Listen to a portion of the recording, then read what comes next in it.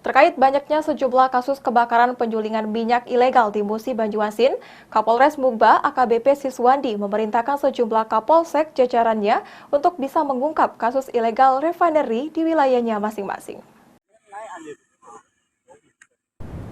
Maraknya kasus kebakaran, baik itu sumur maupun penyulingan minyak ilegal di Musi Banjuasin, Kapolres Mugba AKBP Siswandi memerintahkan seluruh kapolsek jajarannya untuk bisa mengungkap kasus ilegal penyulingan minyak ilegal di wilayahnya masing-masing.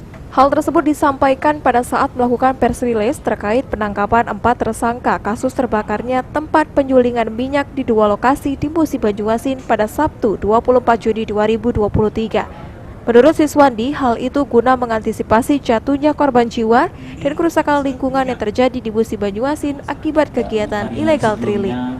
Setelah kita rilis peristiwa kebakaran yang ada di sana desa, kemudian saya memerintahkan kepada seluruh jajaran polsek untuk melaksanakan kegiatan penertiban dan penindakan terhadap kegiatan masyarakat, ya, terutama illegal refinery atau minyak masakan.